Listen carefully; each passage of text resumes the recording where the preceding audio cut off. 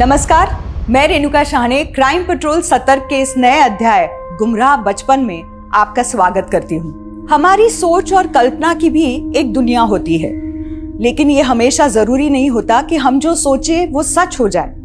लेकिन अपराध की योजना बनाने वाला दिमाग भी तो अक्सर अपनी कल्पना, अपनी सोच को एक हकीकत की शक्ल देने की ही कोशिश कर रहा होता है। और जब ऐसे परफेक्ट क्राइम घटते हैं तो कई बार वो इतना चकित कर देते हैं कि यही लगता है, क्या वाकई ऐसा भी हो सकता है। ये केस भी एक ऐसी ही अतिशयोक्ति है। जो हुआ था वो बेहद ही संगीन जुर्म था, लेकिन जिस तरह से हुआ था वो अकल्पनीय था। हर मोड़ पे ऐसा प्रतीत हो रहा था जैसे अपराधी ने कोई ऐसा क्राइम थ्रिलर लिख डाला था जिसमें इंसानी जज्बात और हैवानियत का हर वो रंग था जिसने कई हंसती खेलती मासूम जिंदगियों को बेरंग कर दिया था। तो प्रसून जी, आपने अपनी इस नॉवल के अंदर एक क्रिमिनल को ग्लैमराइज किया है, मतलब ये बुक क्रिमिनल पे है? जी नहीं फ्रेंड्स, मेरी ये नॉवल मेरा अस्तित्व एक ऐसी औरत की कहानी है जिसे अपने पति की शक्ल पसंद नहीं थी। उसने अपने पति के सर को काट के फेंक दिया और उसके जैसे ही दिखने वाले एक और आदमी की तलाश की। The myth of 7 doppelgangers exist in the universe, जिसका मतलब है एक ही शक्ल के 7 लोग इस धरती पे होते हैं। Interesting plot. एक पर्सनल सवाल, क्या आपकी बीवी को आपकी शक्ल पसंद है?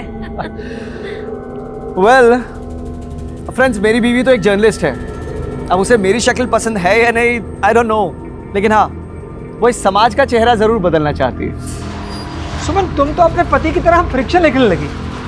तो इतना मेरे से पसंद? सर, लगता है आपने मेरे पति की किताबें नहीं पढ़ी।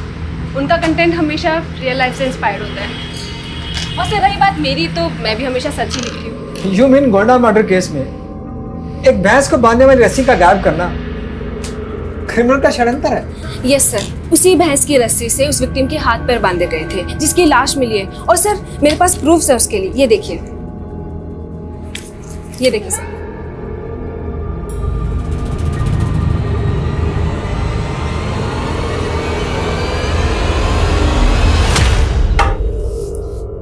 तुम्हारी वाइफ भले ही समाज का चेहरा बदल दे, पर तुम्हारी फितरत कभी नहीं बदल सकती, है ना?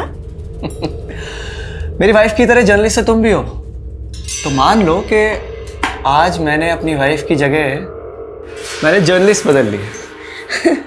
वैसे तुम्हारी किताबों के कैरेक्टर्स भी ना तुम्हारी तरह होते हैं, एकदम फ्लर्टी, और बातें एथिक्स की करते हैं। यू नो, कोई भी गुनाह तब तक गुनाह नहीं होता जब तक वो कानून की नज़र में ना आ जाए। और जो रिलेशंस रजामंदी से बनते हैं ना, वो गुनाह नहीं होते हैं।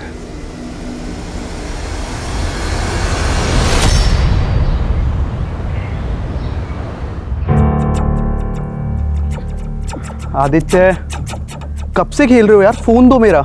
नो। अरे दो ना, मुझे घर निकलना है। फोन दो मेरा। आदित्य, आदित्य, गोविंद का फोन दो। फोन दो गोविंद का। मम्मा, ये लो। थैंक्स। चलो अंदर, चलो चलो अंदर। सारा दिन मोबाइल पर लगे रहते हो। ये देख, आलिया को हर वक्त पढ़ाई में ध्यान रखती है। चल अब अपनी बुक्स उठा। अरे छोड़ो ना मम्मी, मुझे ना पापा जैसे राइटर बनना है ना आपके जैसे जर्नलिस्ट। तो मुझे पढ़ने की क्या जरूरत? I want to become a gamer. अरे वाह, कितना एम्बिशियस बेटा है मेरा। So you want to be a gamer, हाँ? यस डैडी, मुझे दुनिया का सबसे बेस्ट गेमर बनना है। Yes, proud of you champ. वैसे तुम्हें पता है, तुमने अपने डैडी को उनकी अगली नॉवल का आइडिया दे दिया, द गेमर। कैसा है? बहुत अच्छा है। हाँ, वैसे भी तुमसे बड़ा गेमर तो कोई हो ही नहीं सकता है। प्रसून, एक काम क्यों नहीं करते हो? तुम अगला नोवेल खुद पे लिख डालो, देखना बहुत चलेगी। वो तो चलेगी, लेकिन फिलहाल इस प्रसून को अपनी अगली नॉवल की लॉन्च पे कंसंट्रेट करना है, फिर से बाहर जाना है। प्रसून, तुम्हें पता ना कि तुम पूरे 3 दिन बाद लौटे हो? अगले 3 दिन और गायब रहना है, सिर्फ शक्ल दिखानी है। प्रसून, क्या देख रहे हो? बुक्स लेकर आओ, अपनी पढ़ाई करो। गेमर बाद में बनना।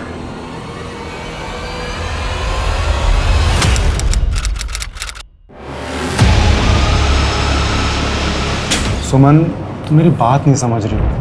अगर ये सब इतना आसान होता तो लोगों को फिर सपने पूरे करने के लिए स्ट्रगल ही नहीं करना पड़ता।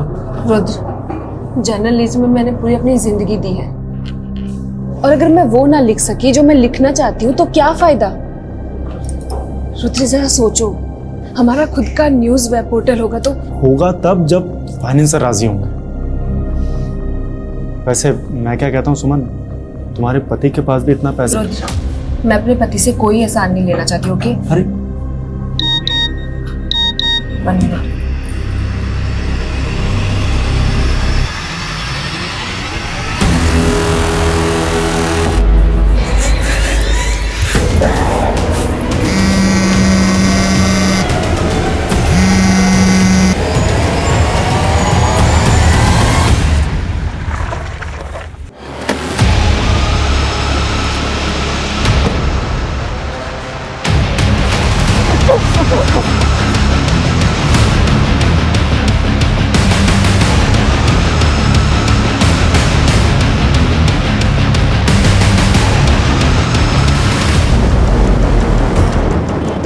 आप पीछे हटिए, पीछे हटिए।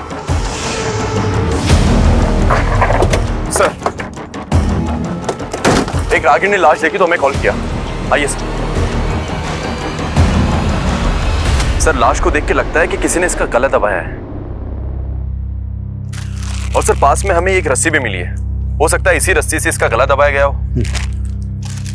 बॉडी पे एक्सटर्नल इंजरी के कोई मार्क्स भी नहीं है? नहीं सर, कोई मार्क्स नहीं है। सर, हमें एक कार मिली है, लावारिस कार। सर, शायद इसी कार से लाश डंप की गई है। क्रिमिनल इस कार को यहीं छोड़कर चला गया होगा। या सर, ये भी हो सकता है कि ये कार चोरी की हो। हाँ, लेकिन ये भी तो हो सकता है कि ये कार इसी लड़की की हो। कार में कुछ मिला? इस कार के पेपर वगैरह? नहीं सर, कार में कुछ नहीं मिला। मैंने अच्छे से चेक कर लिया है और कार की डिटेल निकालने के लिए भी बोल दिया है।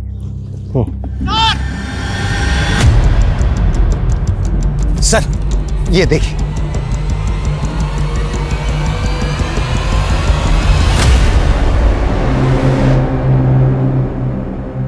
सर, पासर भाई ने तो सिर्फ एक औरत की लाश देख के कॉल किया था, लेकिन यहाँ तो एक बच्चा भी है।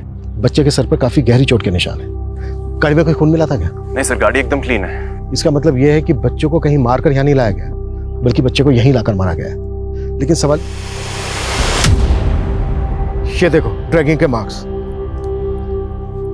और ये मार्क्स सिर्फ यहीं तक है, यहां से आगे नहीं है। इसका मतलब यह है कि बच्चे को यहां लाकर मारा गया है और यहां से घसीटते हुए वहां तक ले जाया गया है।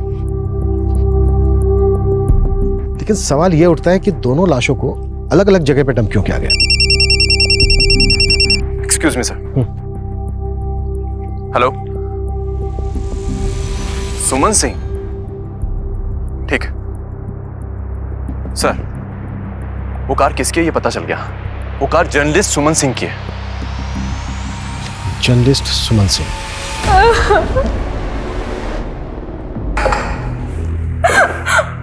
बेटा हिम्मत रखो, हिम्मत रखो बेटा। अच्छा, तुम्हारी मौसी के पति, तुम्हारे मौसा जी, वो कहाँ है? सर, वो तो आउट ऑफ स्टेशन है। तुम्हारी मौसी सुमन और तुम्हारा कजन आदित्य, ये गए कहाँ थे? सर, जब कल मौसी इवनिंग में आई तो वो बहुत पैनिक कर रही थी।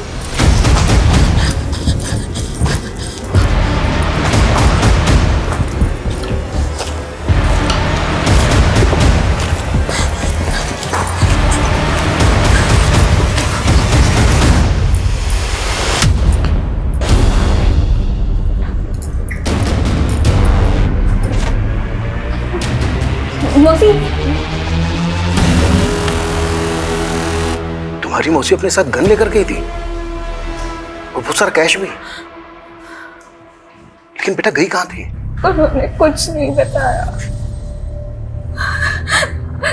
कल से मौसी का और आदित्य का सर कुछ भी नहीं पता चल रहा। मैंने मौसा जी को भी कॉल किया, लेकिन उन्होंने भी मेरा फोन नहीं उठाया। अच्छा बेटा, तुम हमें अपने मौसा जी का नंबर दो। Officer, you are responsible for the law and order of this city. Please बताइए किसने मारा है मेरी बीवी और बेटे को। हम इन्वेस्टिगेट कर रहे हैं। आप 3 दिन से कहां थे? मैं अपनी बुक लॉन्च के लिए दिल्ली गया हुआ था, लेकिन पहले आप बताइए कि आप पहले हमारे सवालों का जवाब दीजिए।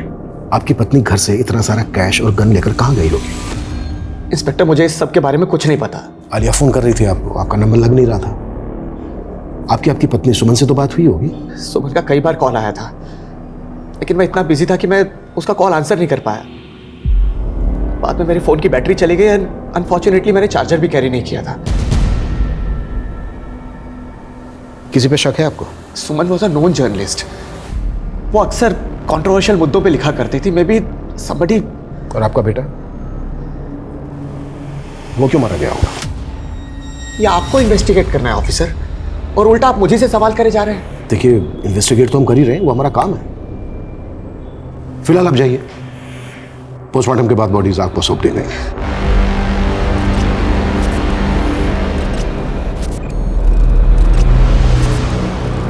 ये आदमी सस्पेंस थ्रिलर नॉवल लिखता है, हमें इसका सस्पेंस पता करना है। फोन की बैटरी चले जाना, चार्जर कैरी ना करना, कहीं इसकी कुकड अप स्टोरी तो नहीं है? पता करो इसकी बीवी के साथ रिश्ता कैसा था। सर। हेलो, जर्नलिस्ट सुमन के मर्डर की वजह जानना चाहते हो? आप कौन? उसका लैपटॉप चेक करो, वजह ही वजह छिपी है।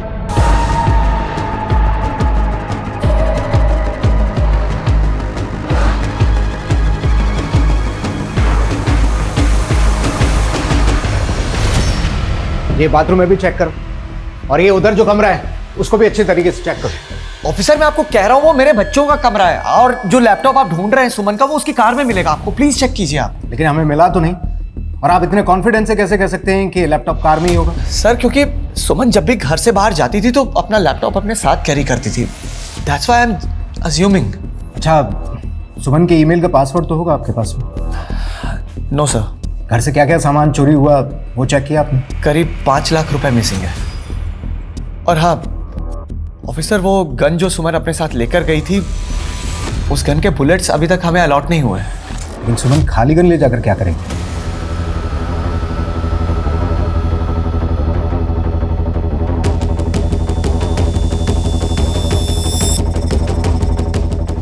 सर, कांस्टेबल यादव को जो कॉल आया था वो मायापुरी के एक पीसीओ से था, लेकिन ये मालूम नहीं चल रहा कि वो कॉल किसने किया था। सर, कहीं कोई हमें सुमन के लैपटॉप में उलझा के भटका तो नहीं रहा? अगर ऐसा है भी तो जाहिर सी बात है क्रिमिनल नहीं किया होगा या किसी से करवाया होगा। इसलिए हमारे लिए जानना बेहद जरूरी है कि पीसीओ से कॉल किसने किया था। पीसीओ के आसपास इंक्वायरी करो, चेक करो कि वहां पे कोई सीसीटीवी है क्या, और हमें सुमन के ईमेल का एक्सेस भी लेना होगा। आजकल बहुत सारे लोग अपना डेटा क्लाउड में स्टोर करके रखते हैं। साइबर टीम की मदद लो, और सुमन जिस न्यूज़पेपर के लिए लिखती थी उसके एडिटर से भी मिलना होगा। अपनी एक टीम को भेजो। सर। सी लिसन, आपसे जो भी कहना है ना वेबकैम पे कहना। फोन कॉल्स और मैसेजेस बंद। इतनी अनोखी अनोखी कहानियां लिखने वाला आज अपनी जिंदगी की असल कहानी से डर रहा है। सी मैं ये फिलॉसफी के मूड में नहीं हूँ अभी। अच्छा, और मेरे साथ सोने का भी मूड नहीं है?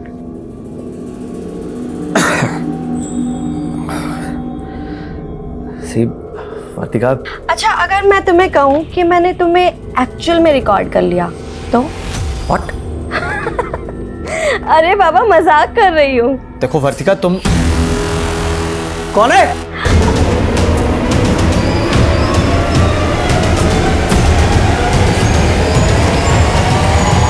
कौन है वहां? क्या हुआ मौसा जी?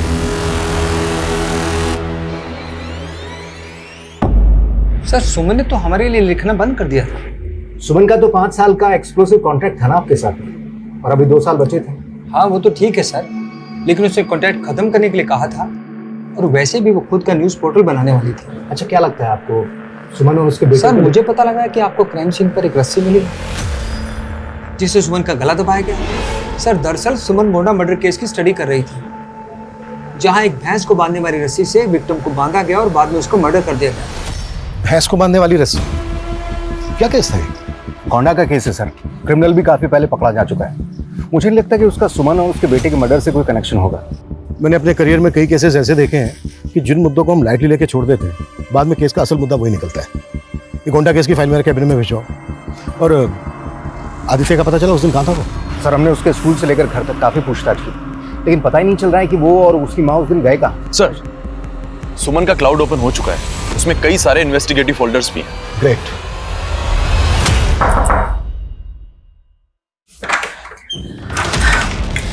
थैंक यू सीमा, मुझे लगा नहीं था कि चिट पे लिखे नंबर पे तो मुझे कॉल करोगी।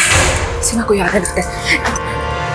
दीदी आप डरो मत, ये रघु है, यहाँ का गार्ड, हमारे साथ ही है। अंदर चलिए। दीदी मैंने इन्हीं के फ़ोन से फ़ोन किया था, ये बहुत अच्छे हैं। सीमा, मैंने सुना है कि इस ऑर्फनेज की बच्चियों के साथ ज़्यादती होती है। ज़्यादती तो बहुत छोटा शब्द है। यहाँ का मैनेजर हम लड़कियों को बड़े बड़े पार्टीज में बेचता है और वहाँ हमारे साथ। सीमा डरो मत, मैं तुम सबको इंसाफ दिलाऊंगी। ओके रघु, तुम उस मैनेजर के खिलाफ बयान दोगे? मैडम वो मरवा देगा, लेकिन मैं सीमा की मदद भी करना चाहता हूँ क्योंकि मैं इसे प्यार करता हूँ। बाकी क्लिप्स में तो ऑर्फनेज से जुड़ा हुआ कुछ नहीं मिल रहा। ऑर्फनेज की वो लास्ट क्लिप थी और वो क्लिप थी 12 तारीख की। सुमन का मर्डर हुआ 16 तारीख को और अभी हाल ही में ऐसी कोई न्यूज़ ब्रेक नहीं हुई है। इसका मतलब यह है कि सुमन इस न्यूज़ को ब्रेक करने वाली थी और उससे पहले उसका मर्डर हो गया।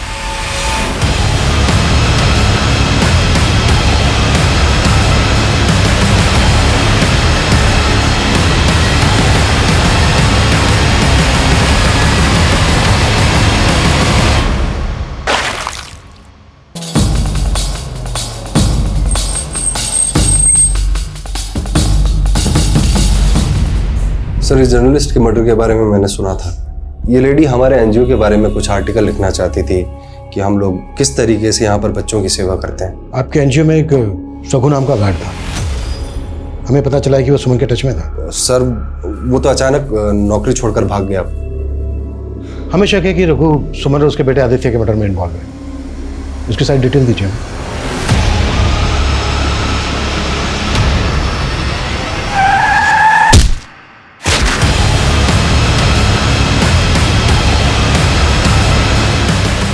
सर, इस मैनेजर ने जो रघु का पता दिया था वो गलत निकला। मैनेजर को उठा लें? कोई फायदा नहीं होगा। ये मैनेजर बोलेगा कि रघु ने ही गलत एड्रेस दिया होगा। ये साबित करने की कोशिश करेगा कि रघु क्रिमिनल एक्टिविटी से जुड़ा हुआ है, इसलिए गलत एड्रेस दिया होगा। मैनेजर पे नजर बना के रखो, इसके द्वारा ही हमें रघु और सीमा की लीड मिलेगी और ये दोनों ही सुमन और उसके बेटे आदित्य के मर्डर का राज खोलेंगे। सर, सुमन के पति का कहना था कि मर्डर के वक्त उसका फोन बंद था, लेकिन मिडनाइट को उसने सिंगापुर की अपनी एक रीडर से बातचीत की थी। उस वक्त तो दिल्ली के एक होटल में था एक लड़की के साथ। हाँ था, मैं लड़की के साथ। तो क्राइम सीन पे तो नहीं था ना? ये पूछ के साबित क्या करना चाहते हैं आप? एलिबाई स्ट्रॉन्ग करके सुपारी किलिंग। ये दिमाग तो नहीं खराब हो गया? आवाज नीचे। दरअसल इंस्पेक्टर साहब, मैं आप पे नहीं, मैं खुद पे फ्रस्ट्रेट हो रहा हूँ। मेरी अयाशी लेटू भी मेरी बीवी सुमन और बेटे आदित्य को। जो भी बोलना चाहते हो साफ साफ बोलो। मेरे लिए तो सब साफ हो गया इंस्पेक्टर। दरअसल बात यह है कि उस दिन मेरा बेटा आदित्य किडनैप हुआ था और सुमन उसके रैंसम के पैसे लेकर गई थी और मारी गई। व्हाट? जी, यह मुझे आज ही पता चला है। उस दिन सुमन मुझे बार बार कॉल करती रही, लेकिन मैंने उसका कॉल उठाया नहीं। उसके बाद उसने मुझे कई वॉइस मैसेजेस भी भेजे थे जो मैंने उस दिन चेक नहीं किए, लेकिन आज सुने। प्रसून, तुम मेरा फोन क्यों नहीं उठा रहे हो? Call me back immediately. Aditya का किडनैप हुआ है। किडनैपर्स ने मुझसे 5 लाख रुपए की रैंसम मांगी है। सुमन रैंसम के पैसे लेके गई और अगर सुमन को रैंसम के लिए कॉल आया होता तो उसके सीडीआर में दिखता, लेकिन उसके सीडीआर में हमें ऐसा कोई कॉल नहीं दिखा। इंस्पेक्टर साहब, आप बोल रहे हैं कि मेरी बीवी सुमन एक जर्नलिस्ट थी और जर्नलिस्ट के अक्सर दूसरे सीक्रेट नंबर भी होते हैं। शायद उसी नंबर पे रैंसम का कॉल आया होगा। सुमन का दूसरा नंबर है तुम्हारे पास? सर, मैंने कहा दूसरा सीक्रेट नंबर। वो सीक्रेट रखते हैं, फैमिली मेंबर्स को भी नहीं बताते, लेकिन शायद रुद्र को पता होगा। कौन रुद्र? सुमन का। इंस्पेक्टर साहब, मुझे शक है कि जिस तरह मेरे दूसरी औरतों के साथ रिलेशन रहे, मेरी बीवी सुमन और ये रुद्र भी सिर्फ एक आवाज के बेसिस पे हम ये नहीं मान सकते कि जो प्रसून कह रहा है वही सच है। लेकिन सर वो आवाज हूबहू सुमन की लग रही है और वो वॉइस मैसेज भी उसी के नंबर से आया था। शायद तुमने प्रसून की किताबें नहीं पढ़ी है। उसके क्राइम थ्रिलर उसके बयान से भी ज्यादा घुमावदार होते हैं। मुझे लगता है कि वो हमें घुमा रहा है। आई स्ट्रांगली फील वो इस मर्डर में इन्वॉल्व है।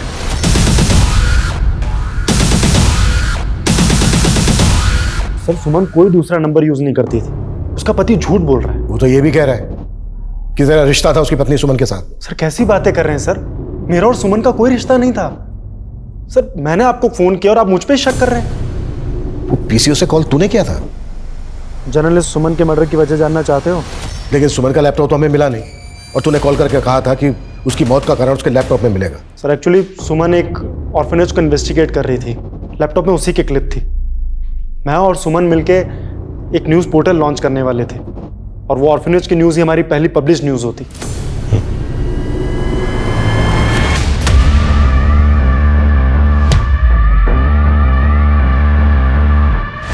सर ऑर्फनेज का मैनेजर गिरीनेश अचानक से गायब हो गया। व्हाट? मैंने कहा था ना उसमें नजर रखना। कैसे गायब हो गया वो? शायद घर के पिछले दरवाजे से। तो खड़े क्या कर रहे हो यहाँ पे? पता करो कहाँ गायब हो सकता है वो। सर एक बात और, शामली पुलिस को रघु की लाश मिली है। हिट एंड रन केस है, लेकिन सीमा का कहीं पता नहीं चल रहा। शायद रघु और सीमा सुमन आदित्य मर्डर का राज जानते थे। ये हिट एंड रन का केस नहीं है, बल्कि रघु को मार के सीमा को गायब किया गया है।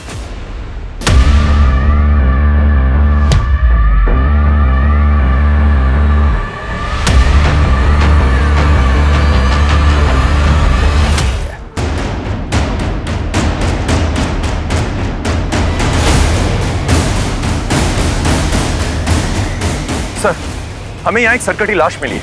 आइए सर। और लाश के पॉकेट से हमें एक आईडी मिली है जो प्रसून की है सर। सर हमने आसपास काफी सर्च किया लेकिन कहीं भी कटा हुआ सर नहीं मिला। हाँ सर, लेकिन यहाँ से 500 मीटर दूर पे हमें एक कार मिली है जो प्रसून की है। उस तरफ? जी सर। गाड़ी में कुछ ब्लड वगैरह मिला क्या? नहीं सर, कार एकदम क्लीन है। लेकिन सर आदित्य की किडनैपिंग, रैंसम और सुमन के वॉइस मैसेज के बाद में हो सकता है ये प्रसून की एक नई साजिश हो। अपने आप को मर्डर चार्जेस से बचाने के लिए किसी की लाश को डूब करके भाग गया होगा। एक फेमस बुक ऑथर अपने आप को इस तरह से गायब करे, इस पे यकीन करना थोड़ा सा मुश्किल है। पर कभी कभी गुनाहों की दुनिया किताबों की दुनिया जैसी काल्पनिक लगती है। क्या ये भी इसी तरह का अपराध है? सर हम लाश का डीएनए आदित्य के डीएनए से मैच करते हैं। रिपोर्ट आने में बहुत टाइम लगेगा। तब तक तुम ये पता करो कि प्रसून का कोई जानने वाला गायब है क्या जिसकी कद काठी उस सरकटी लाश से मैच करती है। Okay sir. सर आप मुझे बेकार में परेशान कर रहे हैं। अगर ये सब प्रसून ने किया है तो मैं इसमें इन्वॉल्व नहीं हूँ। सुमन और आदित्य की हत्या के वक्त तुम प्रसून के साथ थी, वो भी एक होटल रूम में। आफ्टर ड्यूटी आप क्या करते हैं इट्स योर प्राइवेट लाइफ, और सबकी प्राइवेट लाइफ किसी क्राइम से नहीं जुड़ी हो सकती। आप जा सकते हैं। सर इस ऑर्फनेज की लड़कियों की लिस्ट देखिए, इसमें एक नाम आलिया का भी है। आलिया? कौन, वो सुमन की भतीजी? Yes sir. लेकिन उसका नाम इस लिस्ट में कैसे हो सकता है?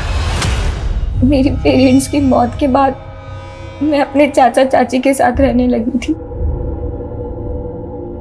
लेकिन मेरे चाचा वो मुझे रोज मैंने मेरी चाची को कभी ये बात नहीं बताई, लेकिन उनको ये बात पता चल गई और उन्होंने मुझे ऑर्फनेज में भेज दिया। ये ऑर्फनेज वाले तुम्हें पार्टीज में भी भेजते थे क्या? तुम मेरा मतलब समझ रही हो ना मैं क्या पूछ रहा हूँ? नहीं, मैं वहाँ 1 महीना रही थी, लेकिन मेरे साथ ऐसा कभी नहीं हुआ। लेकिन सीमा बताती है कि उसके साथ ये सब होता रहता था, और जब मैं मौसी के साथ यहाँ घर आई तब मैं उन्हें ये बता नहीं पाई, और जब मैंने एक दिन उनको ये बताया तो वो वहां पर इन्वेस्टिगेट करने लगी। अच्छा बेटा, तुम्हारी मौसी ने तुम्हारे चाचा के खिलाफ कोई एक्शन क्यों नहीं लिया? चाचा को सजा दिलवाना चाहती थी, लेकिन उससे पहले तुम्हें कुछ आइडिया इस वक्त सीमा कहाँ पर होगी? वो कहती थी कि वो भोपाल की रहने वाली है, और उसी ने मुझे बताया था कि उसका असली नाम नाजिया है।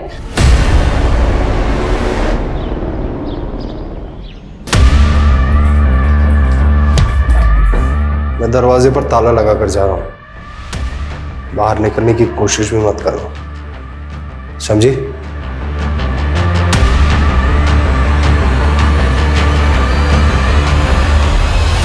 प्रसून का सोशल मीडिया पर एक चैनल है, उस पर एक वीडियो अपलोड हुआ है प्रसून का सर कटी लाश मिलने के अगले दिन। दोस्तों, आप लोग मेरी नई नॉवल मेरा अस्तित्व को लेके काफी एक्साइटेड हैं, लेकिन मैं आपको कुछ बताना चाहता हूं। मैंने इसके सीक्वल पर भी काम करना शुरू कर दिया है, जिसका टाइटल होगा द गेमर। अगर ये प्रसून का षड्यंत्र है तो अपना वीडियो खुद अपलोड नहीं करता, या तो फिर ये वीडियो पहले से अपलोडेड था जिसको एक पर्टिकुलर डेट पे रिलीज करने की सेटिंग की गई होगी, या फिर ये वीडियो किसी और ने अपलोड किया है प्रसून के चैनल पर। सर मैं पता करता हूँ, लेकिन सर एक और बात है, एक विदेशी फिल्म है जिसका प्लॉट बिल्कुल इस केस की तरह है। उसमें भी एक आदमी अपने बीवी बच्चे को मारकर एक सरकटी लाश के पास अपनी पहचान के कुछ सबूत छोड़ जाता है। अगर प्रसून उस फिल्म से इंस्पायर्ड है तो हमें यह भी पता करना होगा उस सरकटी लाश किसकी थी। सर मैंने चेक किया है, लेकिन उसके बैकग्राउंड में कोई भी ऐसा नहीं है जो गायब हुआ हो।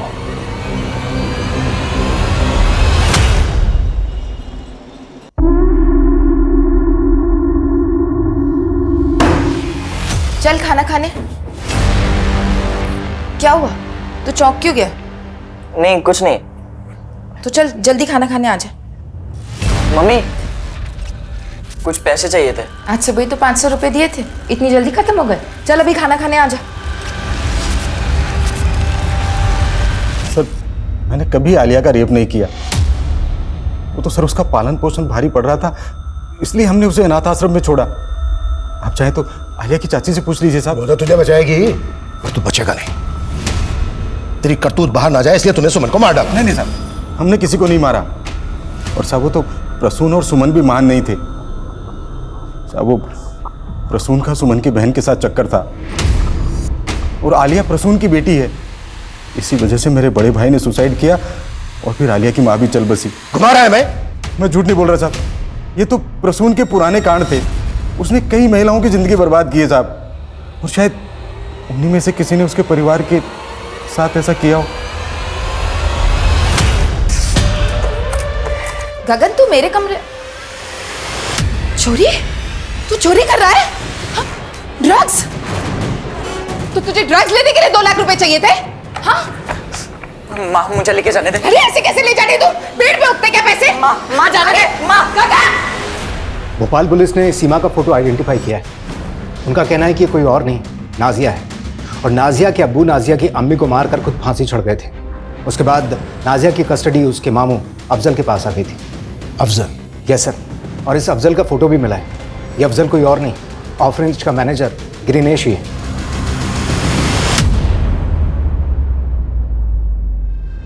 सीमा उर्फ नाजिया, ऑर्फनेज के मैनेजर ग्रीनेश उर्फ अफजल की भांजी। और सर पता चला है कि इस अफजल का विदिशा में एक घर भी है।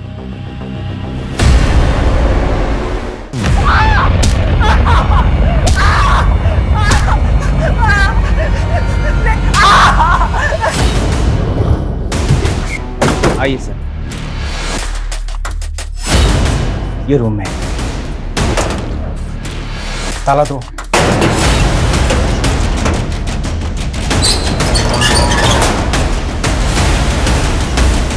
पूरे घर को अच्छी तरीके से चेक करो।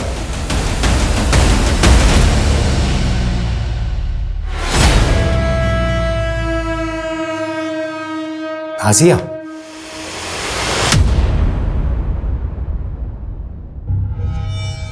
मामू मुझे वहां बंद करके गए थे, मुझे नहीं मालूम वो कहाँ है।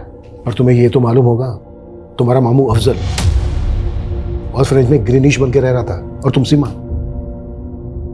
चल क्या रहा था ये? मैं अपने ही मामू की कठपुतली बन के रह गई थी। वो मुझे उस अनाथ आश्रम लेके गए और बाकी लड़कियों के साथ मुझसे भी धंधा। रघु को मुझसे हमदर्दी थी, वो मुझे बचाना चाहता था।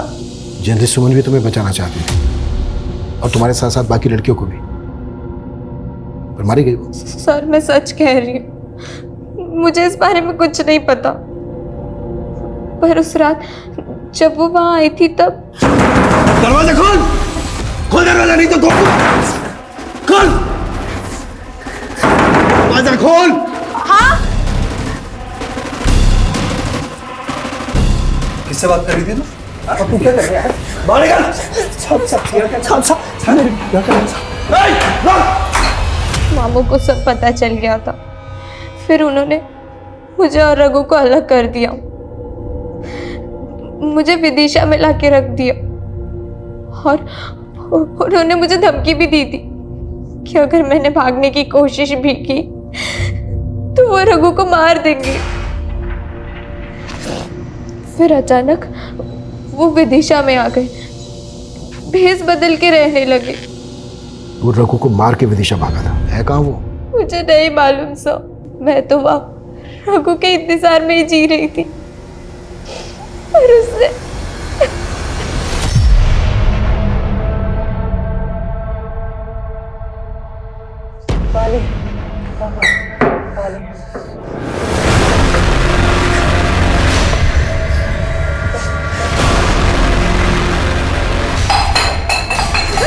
पानी वानी कुछ नहीं मिलेगा इससे। तड़पने दो और तड़पने दो, तड़प दो।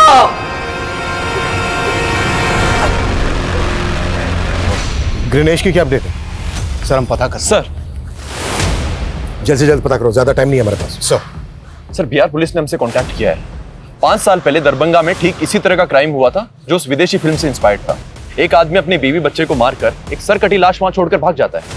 बाद में पता चला कि उसका डीएनए ही अलग है। सर वो क्रिमिनल अभी तक फरार है। लेकिन बिहार पुलिस ने हमसे कांटेक्ट क्यों किया? सर दरभंगा में जिस आदमी ने क्राइम किया था उसका नाम राकेश है। उसका भाई वहीं रहता है आज भी। उसके भाई को लगातार मेरठ से कॉल आ रहे थे पिछले कई महीनों से।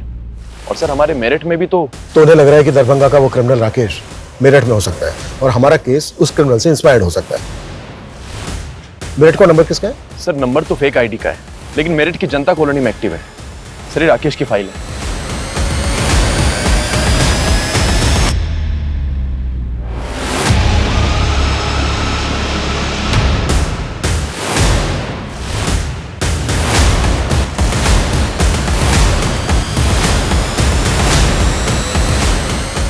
सुनिए, ये इनको कहीं देखा है, पहचानते हैं?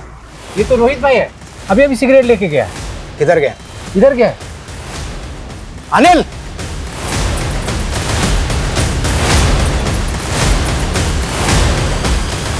रोहित उर्फ राकेश।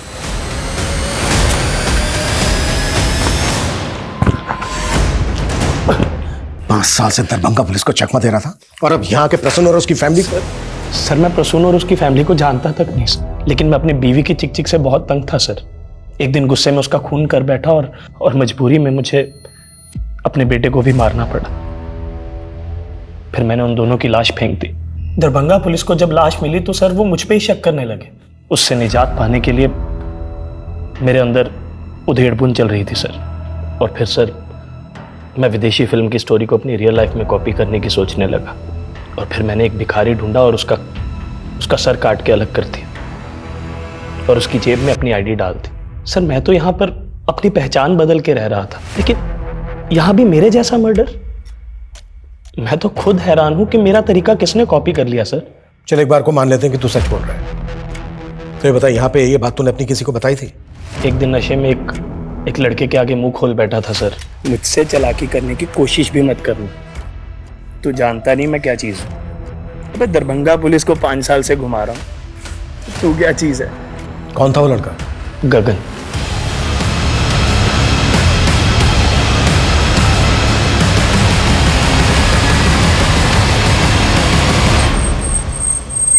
सर मैं खुद गगन को लेके काफी दिनों से परेशान हूँ। पता नहीं कहाँ चला गया वो। कहीं चला गया? तो छिपा के रखा उसको कहीं? मेरे बेटे को ड्रग्स की लत है, उसको यहाँ रोक के रखना आसान नहीं है। अपनी तलब पूरी करने के लिए वो कभी भी भाग जाता है। कभी भी भाग?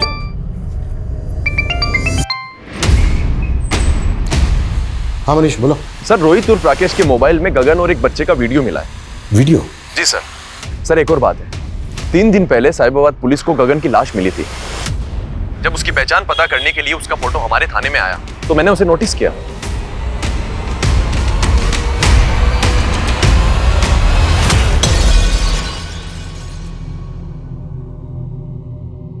क्या ये? क्या ये? सर वो मैं बस पैसे के लिए ब्लैकमेल सर। ब्लैकमेल? तूने इस बच्चे गगन को मार डाला, अब बोल रहा है कि इसने तेरा तरीका अपनाया? नहीं सर, मैंने उसका मर्डर नहीं किया सर, मैंने सिर्फ ये वीडियो बनाया था। इस वीडियो में जो दूसरा लड़का है वो कौन है? उसका दोस्त है सर, मैं उसे नहीं जानता सर, मैं सिर्फ गगन को ब्लैकमेल कर रहा था। और ये वीडियो तभी डिलीट होगा जब 2 लाख और लेके आएगा, ताकि थोड़े पैसे इकट्ठे कर सकूं और अपनी प्लास्टिक सर्जरी करवा के अपना फेस बदल सकूं। हमने तुम्हारी एक्टिविटीज चेक की जब से गगन का मर्डर हुआ है। किसी को भी ऐसा लगा नहीं है कि तुम दोनों को अपने बेटे मरने का कोई दुख हो। गगन की लाश मिलने से पहले से तुम्हारे घर से चीखने चिल्लाने की आवाजें आ रही थी, और ये तुम साहिबाबाद के एक सीसीटीवी में कैप्चर हुए हैं जहां से गगन की लाश मिली। हमने ही गगन को मारा और कुछ नहीं किया। ड्रग्स लेता था तो इसका मतलब यह है कि तुम उसका... ड्रग्स लेता था तो क्या? अपनी मां का रे।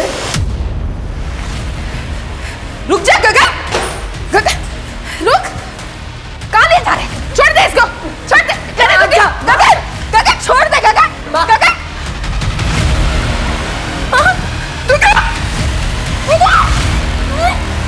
उसके बाद हमने उसे कमरे में बांध दिया, सोचा उसकी ड्रग्स की आदत छूट जाएगी, लेकिन वो तो और भी ज्यादा खतरनाक हो गया। ले खाना खा ले।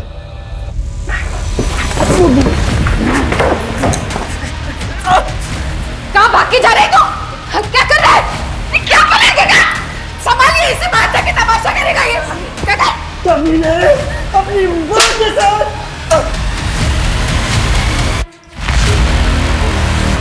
अपनी पत्नी की अस्मिता बचाने के लिए मैंने अपने पति धर्म को निभाया। सर,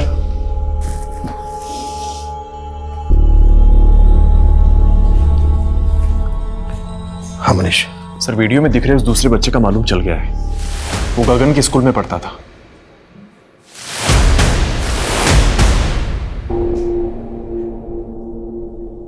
इस वीडियो में गगन के साथ जो दूसरा लड़का है वो तुम हो, जब क्यों? अब सर वो गगन नशे में पागल हो जाता था और मैं भी। सर फिर गगन ने मुझे बताया वो आदमी ब्लैकमेल कर रहा था, उसे पैसे नहीं देते तो वो वीडियो अपलोड कर देता। सर रोहित ने 8 लाख रुपए लिए गगन से। इतना सारा पैसा कहां से आया तुम लोगों के पास? सर वो गगन का माइंड था सर, उसके दोस्त ने बोला कि आदित्य को उठा लेंगे तो। गगन का कौन दोस्त? सर उसको मैं नहीं जानता सर, वो बस उसका नाम मालूम है, गोविंद। वो आदित्य को मोबाइल गेम का शौक था, तो गगन ने उसे दोस्ती की और उसे बोला कि उसे गेम खेलने देगा अपने फ़ोन में। फिर हम उसे ले आए और अपने बेटे को जिंदा देखना चाहती है तो 5 लाख रुपए लगेंगे। आप प्लीज मेरे आदित्य को कुछ मत करना, बस मैं अभी आपके पास पहुंच रही हूँ।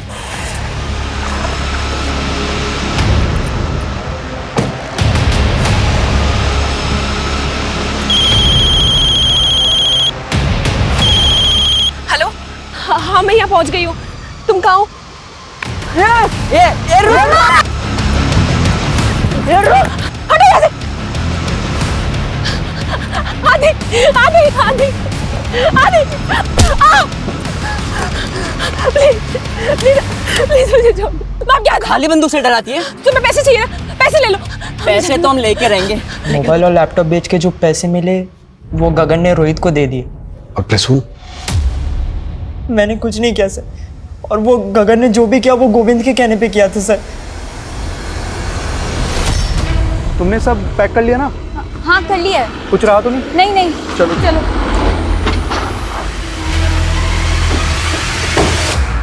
गोविंद आलिया, अरे वाह क्या बात है, बैग के साथ कहाँ जा रहे हो तुम? सब पता चल गया है हमें। गगन तुम्हारा दोस्त था और ये आलिया तुम्हारी क्लासमेट। ये गोविंद बॉयफ्रेंड है ना तुम्हारा? आलिया दीदी? अच्छा हाँ, ये और अभी मम्मी को बताता हूँ। अरे आदित्य प्लीज, आदित्य मासी को कुछ भी मत बताना please. Please Aditya please. Please Aditya please. Please कुछ भी मत बताना। ठीक है, एक शर्त पे नहीं बताऊंगा। हाँ।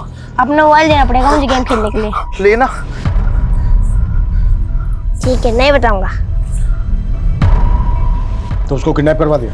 नहीं नहीं सर, मैंने तो सिर्फ गगन को ये बोला था कि 2-4 लगाकर उसको धमका देना, लेकिन उसने आदित्य को किडनैप कर लिया। झूठ मत बोल। नहीं सर। उन पैसों में से शेयर तुम दोनों को भी मिला था ना? नहीं सर, पहले मुझे कुछ नहीं मालूम था, लेकिन बाद में मुझे गोविंद ने सब कुछ बता दिया था। जब गोविंद मुझे बताने के लिए घर आया तो मौसा जी ने उसको देख लिया। फिर उनको हम पे शक हो गया। मैं गोविंद को बचाने के लिए कुछ भी कर सकती थी सर। अंकल आप गलत सोच रहे हैं, ऐसा कुछ भी नहीं है। मैंने खुद देखा तुम्हें भागते हुए, झूठ मत बोलना। और जब तुम भागे तभी ये अंदर से बाहर आई थी। सच सच बोलो, क्या चल रहा है तुम दोनों के बीच में? और सुमन और आदित्य के मर्डर से तुम्हारा क्या कनेक्शन है? कोई कनेक्शन नहीं है मौसा जी, वो उस दिन मैं वो ऐसा कुछ भी नहीं है, उल्टा मुझे गगन पे शक है। लास्ट टाइम आदित्य को मैंने उसके साथ ही देखा था, वो गीता कॉलोनी के पास वो जो जंगल है ना, वहाँ पे वो अपने दोस्तों के साथ नशा करता है। बताया था ना मैंने तुमको। हाँ, वो तुम जानते हो वो जगह? हाँ हाँ मैं जानता हूँ ना। चलो मेरे साथ। आप चलिए। गाड़ी में जाते जाते मैंने गगन को मैसेज कर दिया था कि मैं परशुन अंकल को लेकर गीता कॉलोनी के पास वाले जंगल में आ रहा हूँ, तू हथियार लेकर तैयार रहना।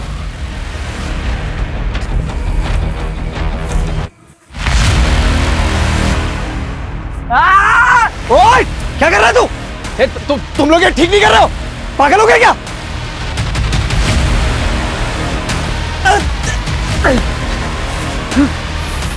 मुझे छोड़ दो, मुझे छोड़ दो, मुझे कुछ मत करो।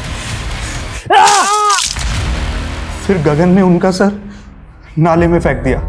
तुमसे एक छोटी सी बात बर्दाश्त नहीं हुई कि वो बच्चा तुम्हारा फोन इस्तेमाल करता था और तुम्हारी मौसी तुम्हें ऑर्फनेज से लेकर आई, बेटी की तरह पाल रही थी तुम्हें, मां का प्यार दे रही थी। उसका परिवार खत्म करते वक्त तुमने एक बार भी नहीं सोचा?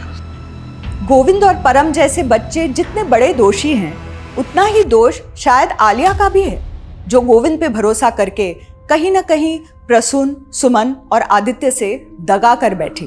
दोषी तो मृत गगन भी है, लेकिन अगर वक्त रहते वो अपने परिवार को सच बता पाता तो शायद रोहित उसे ब्लैकमेल नहीं कर पाता। अगर गोविंद ने उन दोस्तों से मदद नहीं ली होती जो पहले ही नशे के दलदल में थे, तो परिणाम कुछ और ही होता। सोचने वाली बात है कि हम बड़े से बड़े फैसले अकेले ले लेते हैं, पर उन्हें अपनों से, अपने परिवार से साझा नहीं करते, ये सोचकर कि घर परिवार के लोग ही तो है ना, उन्हें हर चीज बताने की जरूरत ही क्या है।